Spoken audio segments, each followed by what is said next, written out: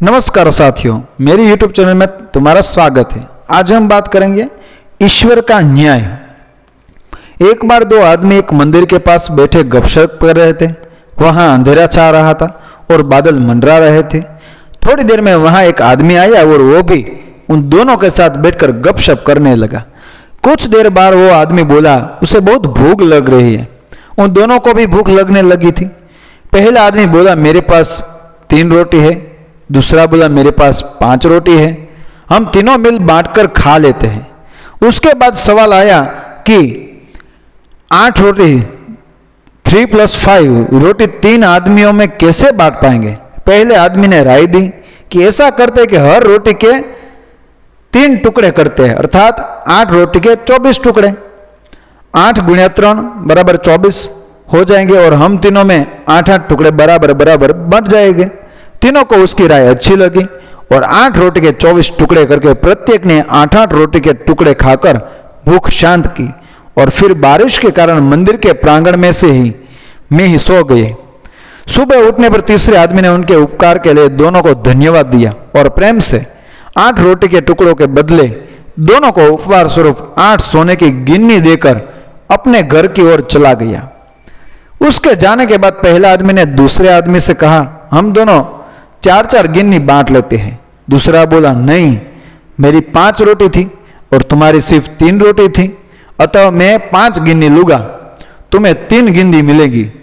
इस पर दोनों में बहस और झगड़ा होने लगा। इसके बाद वे दोनों सलाह और न्याय के लिए मंदिर के पुजारी के पास गए और उसे समस्या बताई तथा न्यायपूर्ण समाधान के लिए प्रार्थना की। पुजारी भी असमंजस में पड़ गया। उसने कहा, तुम लोग ये 8 गिन्नियां मेरे पास छोड़ जाओ और मुझे सोचने का समय दो, मैं कल सवेरे जवाब दे पाऊंगा। पुजारी को दिल में वैसे तो दूसरे आदमी की 3 या 5 की बात ठीक लग रही थी, पर फिर भी वह गहराई से सोचते सोचते गहरी नींद में सो गया। कुछ देर बाद उसके सपने में भगवान प्रकट हुए तो पुजारी ने सब बातें बताई और न्यायिक मार्गदर्शन के लिए प्रार्थना की और बताया कि मेरे ख्याल से 3 या 5 बंटवारा ही उचित लगता है। भगवान मुस्कुराकर बोले, नहीं, पहले आदमी को 1 गिन्नी मिलनी चाहिए और दूसरे आदमी को 7 गिन्नी मिलनी चाहिए। भगवान की बात सुनकर पुजारी अचंभित हो गया और अचरज से पूछा, प्रभु ऐसा कैसे। भगवान फिर एक बार मुस्कुराए और बोले, इसमें कोई शंका नहीं कि पहले आदमी ने अपनी 3 रोटी के 9 टुकड़े किए, परंतु उन 9 में से उसने सिर्फ 1 बांटा और 8 टुकड़े स्वयं खाया, अर्थात उसका त्याग सिर्फ 1 रोटी के टुकड़े का था, इसलिए वो सिर्फ 1 गिन्नी का ही हकदार है। दूसरे आदमी ने अपनी 5 रोटी के 15 टुकड़े किए, जिसमें से 8 टुकड़े उसने स्वयं खाए और 7 टुकड़े उसने बांट दिए, इसलिए वो न्यायानुसार 7 गिन्नी का हकदार है। यही मेरा गणित है और यही मेरा न्याय है।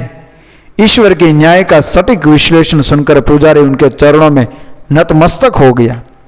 इस कहानी का सार ये है कि हमारा वस्तु स्थिति को देखने का, समझने का दृष्टिकोण और ईश्वर का दृष्टिकोण एकदम भिन्न है।